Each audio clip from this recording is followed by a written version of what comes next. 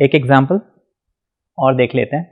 अच्छा, अब यहाँ पे एक बहुत इंपॉर्टेंट चीज़ मैं आपको बता दूं कि जैसे कि एडिशन में आपने देखा था a प्लस बी मैट्रिक्स या b plus A matrix are one and the same thing, ठीक है ना। आप a प्लस बी करें या b प्लस ए करें कोई फ़र्क नहीं पड़ता, बट मल्टीप्लिकेशन में फ़र्क पड़ता है। मल्टीप्लिकेशन में हम इनके जो ऑर्डर है, मतलब अगर मुझे a इंटू बी बोला है तो मैं a इंटू बी ही सॉल्व करूंगा, मैं b इंटू ए नहीं कर सकता, क्योंकि at times it might be possible कि a इंटू बी तो आप निकाल पाओ लेकिन b इंटू ए आप नहीं निकाल पाओ, क्योंकि जैसे कि आपको बताया मैट्रिक्स A में जो है इसका ऑर्डर m बाय n और लेट्स से मैट्रिक्स B इसका ऑर्डर n बाय p है। अब a इंटू बी करने के लिए इसका सेकेंड नंबर इसका फर्स्ट नंबर मैच करना चाहिए। अब अगर मैं इसको अदर वे राउंड यानी कि b लिखता हूं और a लिखता हूं तो a का ऑर्डर तो m बाय n है और b का ऑर्डर जो है वो n बाय p है। अब देखिए इसका सेकेंड नंबर और इसका फर्स्ट नंबर मैच नहीं कर रहे, ये मल्टीप्लाई हो ही नहीं पाएंगे, ठीक है। तो इससे हमारा एक रूल बन जाता है कि मैट्रिक्स मल्टीप्लिकेशन जो है it is not commutative in general, ठीक है। हो सकता है आप कोई ऐसा एग्जांपल निकाल पाओ जहां पे वो कम्यूटेटिव मिले, बट इन जनरली ये जो है कम्यूटेटिव नहीं होता है, मतलब a इंटू बी और b इंटू ए ये इक्वल नहीं होते, या फिर हम ये भी बोल सकते हैं a इंटू बी हम निकाल पा रहे हैं b इंटू ए निकाल ही नहीं पा रहे, मतलब वो मल्टीप्लिकेशन डिफाइन ही नहीं हो रहा है, या फिर वाइस वर्सा कि b इंटू ए निकाल पा रहे हैं a इंटू बी नहीं कर पा रहे हैं। तो अब देखिए यहाँ पे मुझे मल्टीप्लाई करना है, तो यहाँ पे मुझे a इंटू बी निकालना है and let's say b into A निकालना है, तो मैं पहले a इंटू बी निकालता हूँ। तो रूल क्या था कि मैं this horizontal line and this vertical line है ना, तो मैं इस पूरे लाइन को वर्टिकली लिखूंगा 1 माइनस 2 एंड 3, और ये जितने भी नंबर्स हैं 2 माइनस 1 एंड 4 इनको लिख लेता हूँ और इनको आपस में मल्टीप्लाई करता हूँ। तो 1 2 ज़ा 2, 2 1 ज़ा 2, माइनस माइनस प्लस, 3 4 ज़ा 12, 12 एंड 2 14 एंड 2 16। तो यहाँ पे मैं एक मैट्रिक्स फॉर्म करूंगा और यहाँ पे मैं सबसे पहले लिख लूंगा 16, ठीक है। अब ये जो फर्स्ट लाइन है ये सेकेंड लाइन से मल्टीप्लाई होगी और वो वैल्यू यहाँ पे आएगी, इस बात का हम ध्यान रखेंगे। फर्स्ट लाइन जब इंटू होती है यहाँ आती है, फर्स्ट लाइन सेकेंड लाइन यहाँ, फर्स्ट लाइन थर्ड लाइन यहाँ, सिमिलरली सेकेंड एंड फर्स्ट यहाँ, क्योंकि देखिए हमने पोजिशंस कैसे समझे हैं, A11, A12, A13, A21, A22, A23 and so on, A31। तो यहाँ पे देखिए first line first line, first line second line, first line third line, है ना। Similarly second line with first line, second line with second line and so on. तो ये जो multiply करने के बाद हमें उसे लिखना कहाँ है वो हमें ध्यान रखना है, ऐसे नहीं कि हम कहीं भी लिख दें। अभी फर्स्ट लाइन इंटू कर दिया, ये तो मुझे समझ में आ गया, यहाँ पे रखना है, लेकिन first line second line into क्या उसको मैं यहाँ रखूँ कि यहाँ रखूँ, ये मुझे कंफ्यूजन नहीं होना चाहिए। देखिए 1 2 is this position and not this position, तो फर्स्ट लाइन और सेकंड लाइन इंटू होके यहाँ आएंगे, यहाँ नहीं आ सकते, यहाँ पे सेकंड एंड फर्स्ट आएगा। तो ये हो गया। अब मैं यहाँ पे सिर्फ ये जो सेकंड वैल्यूज है इसको चेंज करते हैं, तो 1 माइनस 2 3 तो एज इट इज रहेगा। अब 3 2 5 वाला जो नंबर है इसको लिख लेते हैं, 3 1 ज़ा 3, 2 2 ज़ा -4 है ना, -2 एंड 2 4, 3 5 ज़ा -15, तो ये हो जाएगा 19 एंड 16, ये हमें मिल जाएगा -16। तो -16 यहाँ पे आ गया। अच्छा, ये फर्स्ट लाइन सेकेंड लाइन हो चुका है। अब हम क्या करेंगे कि सेकेंड लाइन को जो है फर्स्ट लाइन से इंटू करेंगे। उसके लिए हम क्या करेंगे, सेकेंड लाइन को वर्टिकली लिखते हैं, यानी कि 3 2 और -1 लिख लेते हैं। अब मैं इस फर्स्ट लाइन को यहाँ पे लिखता हूँ 2 -1 एंड 4 इंटू करता हूँ और इसका रिजल्ट लिखता हूँ 3 2 ज़ा 6, 2 इंटू -1 इज -2, 4 इंटू 1 इज -4, क्योंकि यहाँ पे माइनस साइन है। अब मैं इसको सॉल्व करता हूँ, -4 एंड -2 माइनस प्लस, तो ये हो जाएगा 6 एंड 6, ये हो जाएगा 0। तो मुझे second line and first line, तो second line and first line ये पोजीशन है, 0 आ गया। अब second line and second line, उसके लिए मैं पहले ये वैल्यूज चेंज करता हूं। तो 3 2 -1 तो एज इट इज रहेगा, 3 2 5, 3 2 एंड 5 इसको हम लिख लेते हैं। 3 3 ज़ा 9, 2 2 ज़ा 4, एंड लेट्स से 5 वन ज़ा, ये -5 हो गया, ये हमें मिल जाएगा 8, ठीक है ना, हमें मिल जाएगा 8, तो उस 8 को मैं यहाँ पे लिख लेता हूँ। तो मुझे a इंटू बी, यहाँ पे कितना मिल गया, 16 माइनस 16, 0 एंड 8। ओके, एक छोटी सी मिस्टेक, यहाँ -5 था, मैंने ध्यान नहीं दिया, ये -5 माइनस माइनस प्लस, ये प्लस हो जाएगा, तो 18, ठीक है, नाउ इट्स करेक्ट। ओके, अच्छा, हमने a इंटू बी तो निकाल लिया, अब b इंटू ए निकालना है, ठीक है। तो उसके लिए अब देखिए, मुझे निकालना क्या है, b इंटू ए। ऐसे तो सबसे अच्छा तरीका इसके लिए ये होगा कि आपको, क्योंकि b इंटू ए निकालना है, तो आप उस b मैट्रिक्स को पहले और a मैट्रिक्स को बाद में लिख लीजिए, तो क्या है, कंफ्यूजन नहीं होगा। बट स्टिल मैं आपको यहाँ पे करके दिखा देता हूँ, ठीक है। और अगर आपको कंफ्यूजन है तो आप उसको पहले और इसको बाद में लिख सकते हैं, ठीक है। तो अब b इंटू ए कर रहा हूँ, तो इसमें मुझे हॉरिजॉन्टल लाइन और इसमें मुझे वर्टिकल लाइन करना है। तो मैं ये जो हॉरिजॉन्टल लाइन है इसको वर्टिकली लिखूंगा, 2 and 3, यहाँ पे मेरे पास मिल गया 1 and 3, 2 1s are 2 and let's say 3 3s are 9, ये हो गया हमारे पास 11।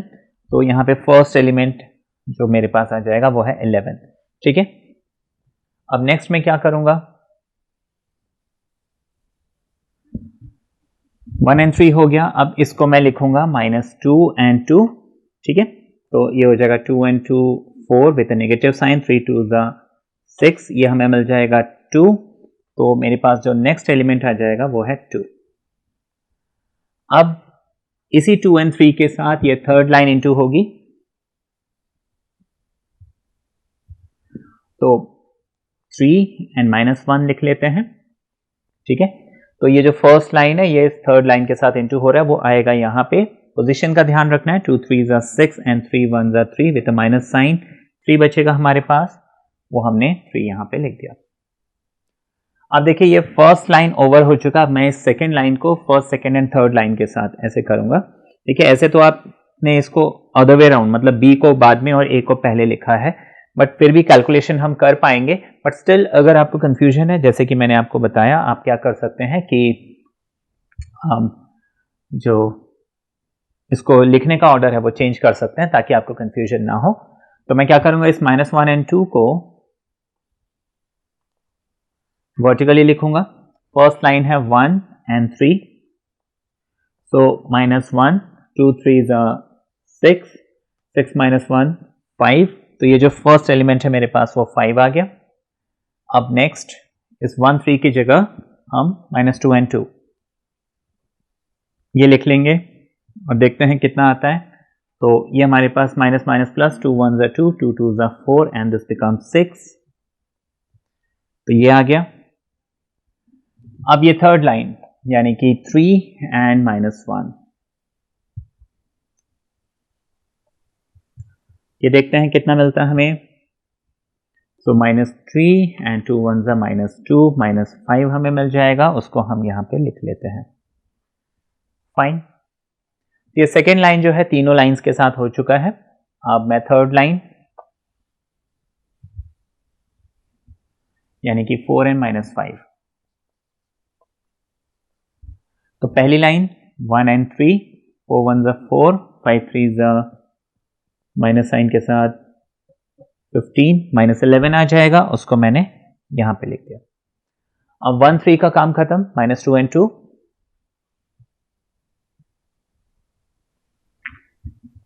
-2 2, 4 2s are 8, 5 2s are 10,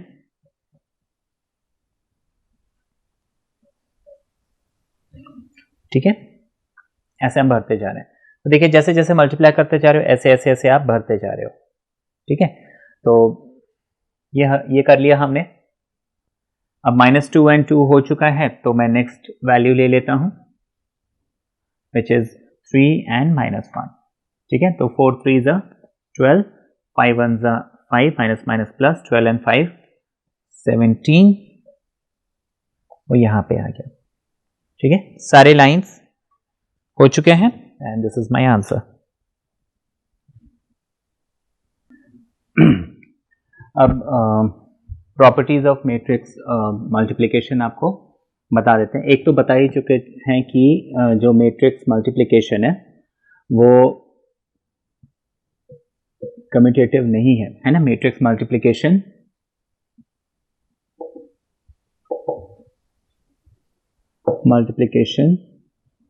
is not commutative.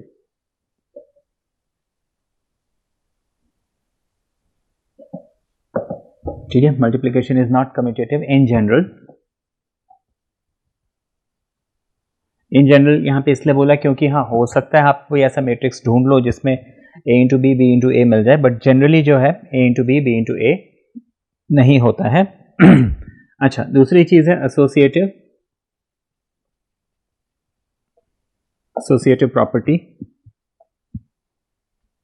Associative property matrix multiplication में वैलिड है। माना एसोसिएटिव प्रॉपर्टी ये कहता है कि मान लीजिए a इंटू बी मैं कोई भी दो मैट्रिक्स कर रहा हूँ, प्रोवाइडेड द मैट्रिक्स आर मतलब मल्टीप्लायबल है ना, इनको हम मल्टीप्लाई कर सकते हैं, एग्जिस्ट करता है। तो a into B into C another matrix c करता हूँ तो इसको मैं a into B into C भी कर सकता हूँ। ठीक है, ये आपको हमेशा इक्वल मिलेगा, a इंटू बी इंटू सी। मतलब आप पहले दो मैट्रिक्स को मल्टीप्लाई करके फिर c से कीजिए या फिर b और c को मल्टीप्लाई करके फिर a से मल्टीप्लाई कीजिए, आपको रिजल्ट जो है हमेशा सेम मिलेगा। So matrix multiplication is associative. Then we have distributive property. अच्छा, डिस्ट्रीब्यूटिव प्रॉपर्टी सिंपल सी बात कहता है कि मान लीजिए मैं अगर एक मैट्रिक्स A को B प्लस सी से मल्टीप्लाई करता हूँ, ठीक है, अब B भी कोई एक मैट्रिक्स है, C भी कोई एक मैट्रिक्स है, तो A को अगर मैं B और C के सम से मल्टीप्लाई कर रहा हूँ, this will be equivalent to matrix A multiply by matrix B plus matrix A multiply by matrix C। बस हाँ, यह है कि रिलेटिव ऑर्डर किसी का भी चेंज नहीं होना चाहिए। जैसे A पहले है तो यहाँ भी A पहले ही होना चाहिए। It should be other way around कि A इंटू बी है तो यहाँ हमने B इंटू ए लिख लिया, नहीं। अच्छा, उसी तरीके से मान लीजिए A प्लस बी है, सपोज A और B जो है कोई भी दो मैट्रिक्स है और इसको मैं किसी एक मैट्रिक्स C से मल्टीप्लाई कर रहा हूँ। अब क्योंकि C बाद में आया है तो इसको हम लिखेंगे AC प्लस BC, मतलब C पीछे है तो पीछे ही रहेगा, वो आगे, माना यहाँ पे AC जो है वो CA एंड CB ऐसे नहीं हो सकता, तो इनके हम रिलेटिव ऑर्डर चेंज नहीं करेंगे। तो दिस इज एक तो प्रॉपर्टी ऑफ मैट्रिक्स मल्टीप्लिकेशन में इट इज नॉट कम्यूटेटिव। जैसे कि कम्यूटेटिव प्रॉपर्टी क्या होती है, 2 इंटू 3 करो या 3 इंटू 2 करो, सेम मिलता है, बट यहाँ मैट्रिक्स में ये जनरली नहीं मिलता है। एसोसिएटिव प्रॉपर्टी ये कहता है कि आप 2 इंटू 3 करो, उसमें फिर 4 मल्टीप्लाई करो, या फिर 2 में 3 और 4 का प्रोडक्ट 3 और 4 मल्टीप्लाई करके फिर 2 से इंटू करो, रिजल्ट सेम मिलता है। मैट्रिक्स में ये प्रॉपर्टी होल्ड करता है। फिर डिस्ट्रीब्यूटिव प्रॉपर्टी, जैसे कि 2 let's say 3 plus 4 will always be equal to 2 into 3 plus 2 into 4, ठीक है ना। मल्टीप्लिकेशन में हम इसको 2 इंटू 3 के बजाय 3 इंटू 2 भी लिखें, कोई फर्क नहीं पड़ता, बट यहाँ मैट्रिक्स में आपको ध्यान रखना है कि जिस ऑर्डर में आप इसको मल्टीप्लाई कर रहे हैं उसी ऑर्डर में आपको इसको रखना है। ए पहले है तो पहले रहेगा, सी बाद में है तो बाद में रहेगा, ठीक है। तो ये हो गई properties of matrix multiplication. Then multiplication by identity matrix, ये भी इंपॉर्टेंट प्रॉपर्टी है। लेट्स से हम कोई एक मैट्रिक्स ले लेते हैं, suppose A is any matrix और इसका ऑर्डर है m बाय n, ठीक है ना। हम कोई भी एक मैट्रिक्स ले लेते हैं, लेट्स से A, ठीक है, और इसका ऑर्डर है m बाय n, तो दिस इज इक्वल टू, ये मैट्रिक्स इक्वल है identity matrix of order m, ठीक है, मल्टीप्लाइड बाय A, और is equal to matrix A multiply by identity matrix of n। माना मैं किसी भी मैट्रिक्स को उसका जो पहले वाला नंबर है, मतलब उसके ऑर्डर में जो पहला वाला नंबर है, उस ऑर्डर के मैट्रिक्स आइडेंटिटी मैट्रिक्स से पहले मल्टीप्लाई करूं, या फिर उसका जो दूसरा वाला नंबर है उस वाले ऑर्डर के आइडेंटिटी मैट्रिक्स से बाद में मल्टीप्लाई करूं, मुझे हमेशा वापस ओरिजिनल मैट्रिक्स यानी कि मैट्रिक्स A जो है मिल जाएगा, ठीक है।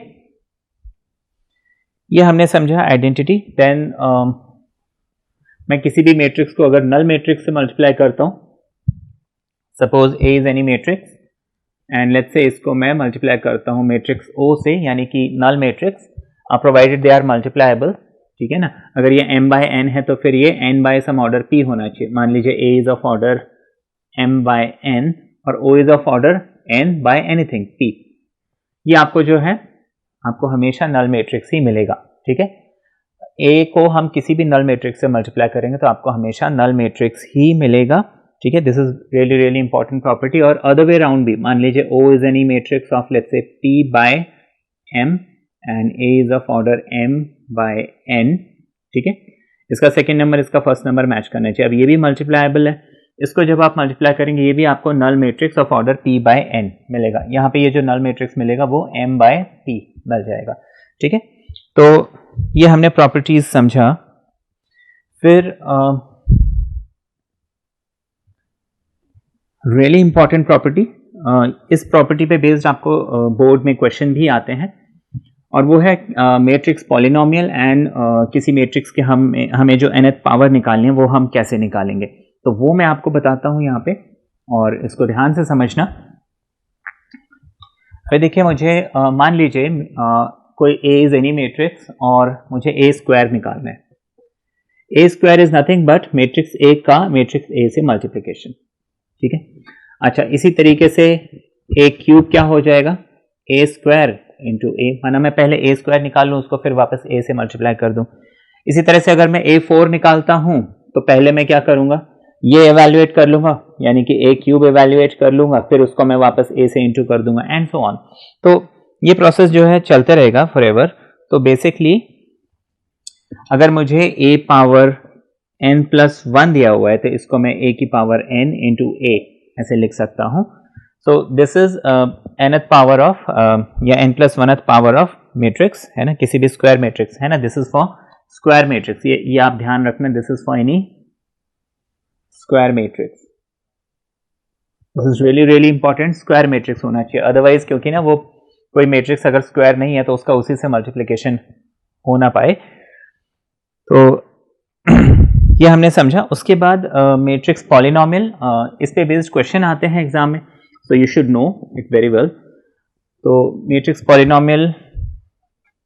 पॉलिनोमियल छोटी क्लासेस में आपने पढ़ा होगा, जैसे कि हमें मान लीजिए आपको बोला है f(x) is equal to let's say 2x³ plus 3x² plus 4x plus 5, ठीक है। तो अब हम जनरली बोलते थे कि हाँ ये एक पॉलिनोमियल है, और जैसे छोटी क्लासेस में इसमें क्वेश्चन कैसे आते थे, बोलते थे फाइंड f2, ठीक है ना।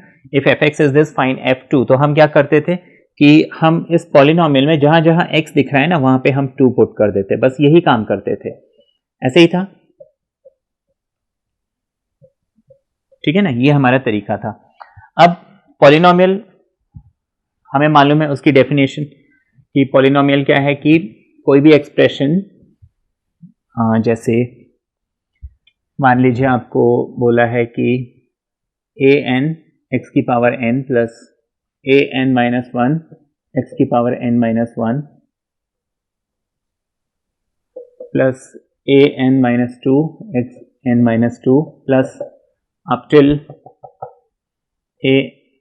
a0, ठीक है। a0 तो x की पावर 0 लिखने की जरूरत नहीं है।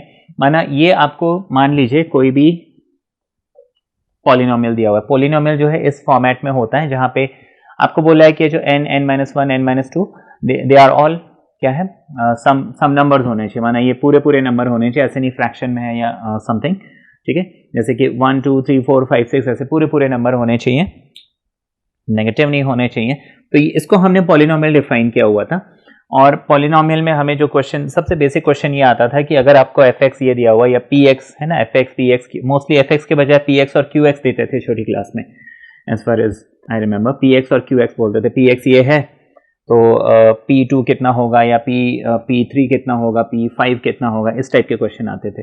तो अब जैसे कि मान लीजिए मैट्रिक्स पॉलिनोमियल जो है, आपको कोई भी एक पॉलिनोमियल दे दिया जाएगा, लेट्स से आपको f(x) बोला है, let's say x² minus 5x plus 6, और आपको एक मैट्रिक्स दिया हुआ है A, लेट्स से 1 2 3 एंड 4, ठीक है ना, ये कोई भी एक मैट्रिक्स दिया हुआ है। अब आपको बोला फाइंड FA, तो FA हम कैसे निकालेंगे, देखिए पॉलिनोमियल का रूल क्या कहता है कि इस x को मैंने यहाँ पे a से रिप्लेस किया, तो इस पॉलिनोमियल की वैल्यू तो ये है, ठीक है। तो यहाँ पे जहाँ जहाँ मुझे x दिख रहा है उसको मैं a से रिप्लेस कर दूंगा, यानी कि a square minus 5a and 6। तो देखिए यहाँ पे मुझे करना क्या है, a स्क्वायर, ये तो मुझे समझ में आ गया, ये स्क्वायर मैट्रिक्स है तो मैं इसका स्क्वायर निकाल लूंगा। 5a मतलब मैं उस मैट्रिक्स के हर एलिमेंट को क्या करूंगा, 5 से इंटू कर दूंगा, है ना, मल्टीप्लिकेशन बाय स्केलर, हर एलिमेंट को आपको 5 से इंटू करना है। ये 6 तो अकेला नंबर है तो मुझे इसको क्या करना पड़ेगा कि इसको भी मैट्रिक्स के फॉर्म में लाना पड़ेगा, क्योंकि ये भी मैट्रिक्स, तो this has to be in the form of matrix. तो ये हम ध्यान रखेंगे कि यहाँ पे 6 के साथ हम आइडेंटिटी मैट्रिक्स लगा लेंगे। आइडेंटिटी मैट्रिक्स क्यों लगाते हैं, यहाँ पे आइडेंटिटी मैट्रिक्स इसलिए लगाते हैं क्योंकि इसका नाम ही है आइडेंटिटी। माना इस मैट्रिक्स में कोई भी चीज इंटू होती है तो वो अपनी आइडेंटिटी को लूज नहीं करती है। आइडेंटिटी की यही डेफिनेशन है मैथमेटिक्स में, एक ऐसी चीज जिससे कोई भी चीज इंटू हो जाए तो उसका आइडेंटिटी खत्म ना हो। जैसे मल्टीप्लिकेटिव आइडेंटिटी हम 1 को बोलते हैं क्योंकि इस 1 में आप किसी भी चीज को मल्टीप्लाई कीजिए वो अपनी आइडेंटिटी लूज नहीं करेगा। ये 6 ही रहेगा, 5 ही रहेगा। इस 1 में आप कुछ भी इंटू करो वो एज इट इज रहेगा, वो कभी चेंज नहीं होने वाला। तो और इसी तरीके से एडिटिव आइडेंटिटी क्या होता है, 0। इस 0 में आप कुछ भी ऐड करो वो अपनी आइडेंटिटी लूज नहीं करने वाला, ठीक है ना। इसमें 10 ऐड करेंगे 10 रहेगा, 5 ऐड करेंगे 5 रहेगा। तो बेसिकली 0 को हम बोलते हैं एडिटिव आइडेंटिटी, 1 को बोलते हैं मल्टीप्लिकेटिव आइडेंटिटी। इसी तरह से मैट्रिक्स में हम आई यानी कि 1 0 0 1, अगर 3/3 है तो 1 1 0 0 0 1 0 0 0 1 एंड सो ऑन। तो आइडेंटिटी मैट्रिक्स से मल्टीप्लाई करना है, लेकिन ये कौन सा आइडेंटिटी मैट्रिक्स होना चाहिए वो डिपेंड करेगा यहाँ पे मुझे ये जो मैट्रिक्स दिया है इसकी ऑर्डर क्या है। अगर ये ऑर्डर 2 का मैट्रिक्स है तो यहाँ पे I2 आ जाएगा, जैसे कि यहाँ पे हमने दिया हुआ है। मान लीजिए मैं यहाँ पे A जो है कोई ऑर्डर 3 का मैट्रिक्स देता तो यहाँ पे I3 आ जाता एंड सो ऑन। तो ये हमें ध्यान रखना है, मैं जब इसके क्वेश्चन लूंगा तो आपको और क्लियर कर दूंगा। तो इस तरीके से माना मैं a स्क्वायर निकालूंगा, 5a निकालूंगा, 6I2 निकालूंगा, फिर इनको आपस में ऐड कर दूंगा, ठीक है। तो ये मैट्रिक्स पॉलिनोमियल का कंसेप्ट आपको जस्ट बताया, और आगे हम देखेंगे इसमें क्वेश्चंस करने कैसे और एग्जाम में क्वेश्चंस आते कैसे हैं। तो this is about matrix polynomial.